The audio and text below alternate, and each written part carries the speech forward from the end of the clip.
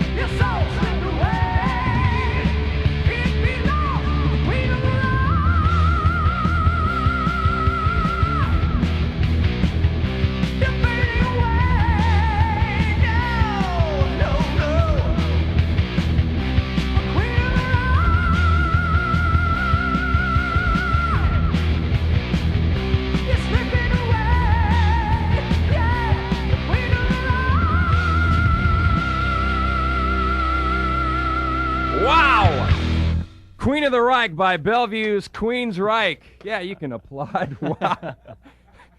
Well, I tell you, if you don't like that song, you don't like rock and roll music. Metal Shop at KISW. Queensryche are here in person, and hello again, Jeff, and hello again, Chris. Okay.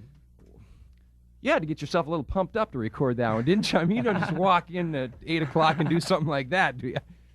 Where was that recorded? That was recorded right around here, wasn't it? Woodinville or? Triad Studios in Redmond. In Redmond, uh-huh.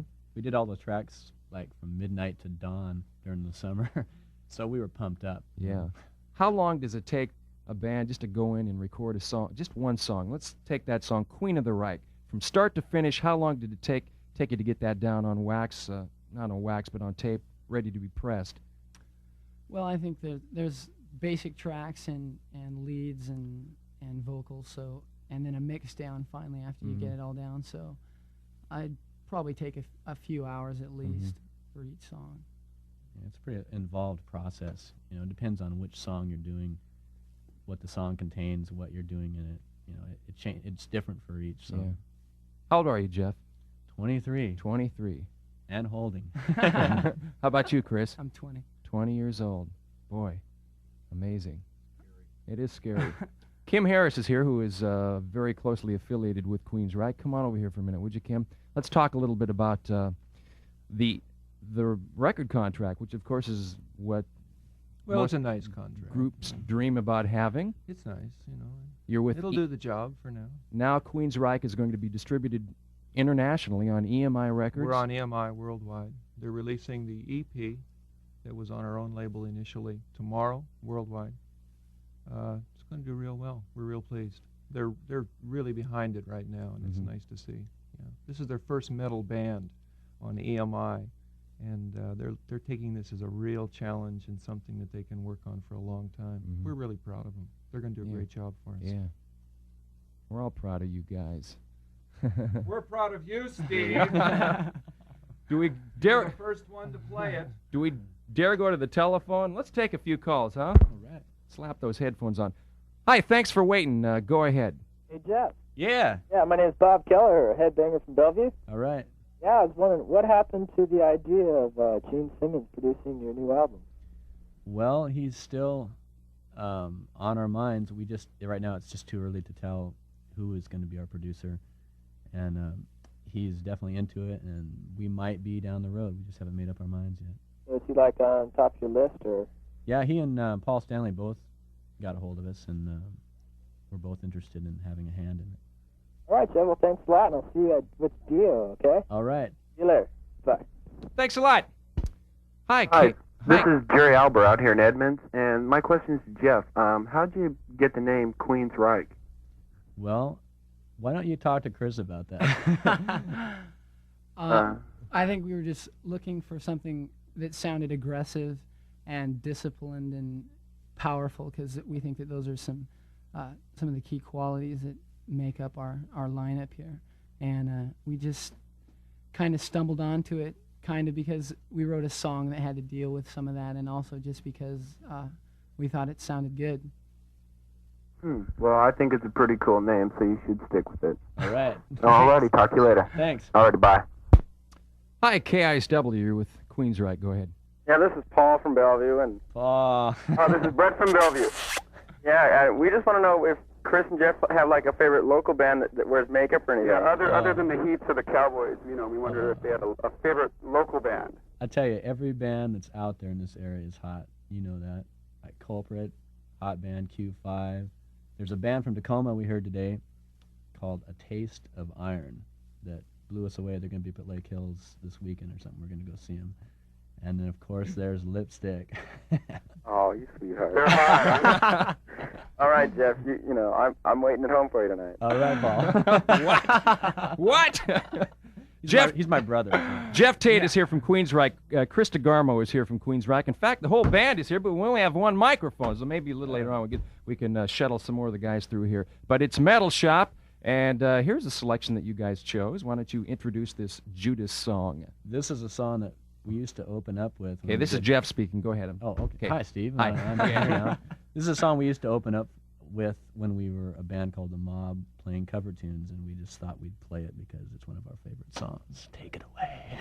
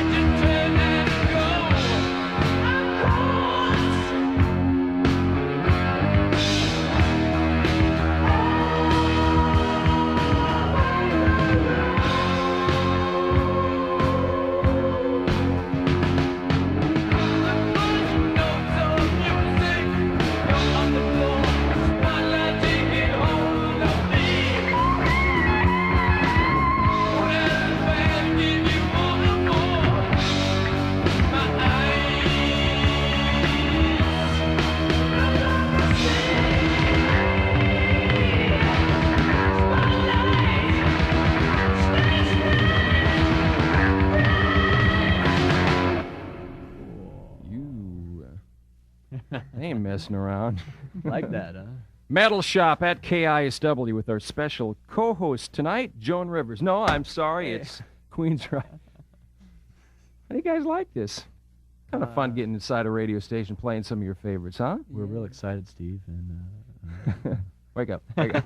This is great. Talk to us about that last selection. That's a new one on Metal Shop. Witchfind, the name of the band. Yeah, that's a song that I love. That song. I bought the record for that song, and Kim sold me that album. As a matter of fact. It's the only song I like on the album. Yeah. So I like to play it every now and then just to bother him. You know? Yeah.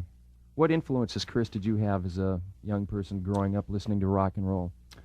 Well, you probably wouldn't be able to tell from the stuff we write, but I was heavily into the Beatles. I grew up listening to a lot of that, and then just branched off into all sorts of heavy music and all sorts of things, really. What's the last album you bought or got for nothing?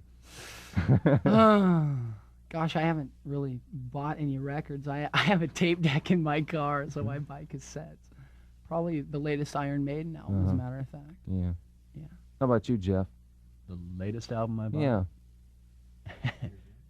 Yeah, it was Peter Gabriel. Peter Gabriel. Because I'm going to the show tonight. Yeah. Okay. You ready for some more phone calls? You bet. Queensryche in person at KISW. Go ahead. You're on the air. Hi, this is Jim on Beacon Hill. Hey, Jim. Yeah, I wanted to know, Jeff. Yeah. I was reading a recent issue of Kerrang! Magazine, the English import, Yeah. and they reviewed the single Queen of the Reich, and they said it was perhaps the greatest single of all time. They gave it a 10 out of 10. Oh. I wanted to know, how'd they get a hold of that single over there in England? And are you guys going to be aiming towards the English market? We're selling really well over in Europe right now. In fact, England is one of our hottest areas, and that's just how it got there. I guess. We got a distributing deal, right? Right, Kim? Was that what it was? Well, yeah, through some of the distributors that helped us out with the initial 206 record on our own label here out of Seattle. They put it out worldwide, and it's been selling real well over in Europe. Kerrang! Magazine has helped us out tremendously, particularly a gentleman by the name of Paul Suter, who's just been totally behind this band from the beginning. And his name will definitely be on the next album. There's no question there. All right, great. Thanks for calling us tonight. All right, thanks. Good night. Thanks. Hi, KISW. Go ahead. Yeah, my name's Christopher Bauer, and I'm from Vallejo, California by San Francisco. And I came up here and I saw them with Zebra, and I thought they were hot. And I was wondering, how long did it take them to get together, the band? Chris. Yeah, we've been together about 2 years, and we started out playing cover material, just playing some clubs around town, and then we decided to take our interests into writing our own material. So since then, we just kind of been hiding out, writing songs, and I'd say from conception of the record till now, let's see, we recorded it about a year ago, June, like 2 months ago. Do you guys have it down in California yet? I think it's down there. Is Kim? Oh, yeah, it's everywhere. Well, if it's not, it's going to be. Soon. Tomorrow. Hey, I'm leaving tomorrow to California, seriously. All right. Thanks a lot. Have a good trip. Thank you. Thanks. Hi, you're with Queensryche. Go ahead. Hi, this is Larry Jett from Redmond. This is for Chris. What is the chance you sing at the end of Blinded? Well, actually, Jeff might be able to better answer that question, him being the vocalist in the situation, and he did those chants. So, Jeff, why don't you answer that question for Larry? The voices are calling and calling and calling. It's sort of a takeoff on the chorus of the song about hearing voices, and it's the chant is the voices are calling and calling and calling. It's supposed to create sort of a surreal, chaotic feeling at the end of the song. Oh, that's pretty cool. Well, thanks. You bet. You're up. Hi, this is Jim Welter from Motley Terrace. Hey, Jim. How you doing, Chris? Or is that Jeff? That's Jeff. Well, how you doing I'm Jeff. both? This is I'm doing great, too. Pretty much my question is, how soon are you guys going to be planning to go on the road, and who are you planning on touring with, or what's in the making? September. September. Yep. Looks like we're going to be doing a U.S. tour in September, and it's not for certain who we're going to be playing with right now. We've got a lot of offers from a lot of different people, and we're just trying to figure out which one we want to go with. You got to make them play with you. Well, good luck, guys, and congratulations and everything. Yeah, thanks a lot, man. Thanks very much. Take care. You bet. Thanks. I've Hey, said Steve. I've said it before, and I'll say it again. I think you guys are the best hard rock band I've ever heard from this area. And before the evening is over, I just wanted to go on record and say that. Thanks, And I'm Steve. glad you came down to KI still. Can I get you to write that down? Hey, they printed it up Hey, we're in the glad we got to paper. come down. Okay. Hi, KISW. Go ahead. Hi. Hello. Hey. Hi, I'm Kim from Bothell, and I'd like to say that Bothell loves you. Yeah, right. And I was Bothell. just wondering, do you guys have any major, who do you guys really like listening to besides Iron Maiden? Well, we have a really large variety of people we listen to, from Alice Cooper to Genesis, yes. I listen to a lot of Wave myself. I think if you listen to any type of music totally, then when you write, you tend to sound like that band that you listen to all the time. So you're best off as a writer to listen to a wide variety of different music to get the most influences. Okay, well, thanks, and good luck in your career. Thanks a lot. Thanks for calling. Hi, KISW. Go ahead. Yeah, this is Brian Wubank from Federal Way, and here with a bunch of friends, Stalder and Lane and a few other people. I want to know, what does Jeff and Chris, what do you guys think of the new wave movement? You think that's going to move into the hard rock, take away hard rock, and go a little new wave, or what do you think about that? I think we feel that heavy metal is pretty much on the upswing right now. It's definitely making some noise all around the globe, and there's a lot of good wave music out there, but I think there's definitely a lot of loyal heavy metal fans out there, and I think that's the tendency of where it's So you going. don't think it'll change into new wave, punk rock like in Europe and those places, like it's moving in New York and L.A.? Well, it's funny. We were in L.A. a couple weeks ago, and every kid that was walking down the street had Maiden, Saxon blaring out of the radios. All the radio stations have heavy metal weekends, and if L.A.'s happening with it, then it's soon to spread elsewhere.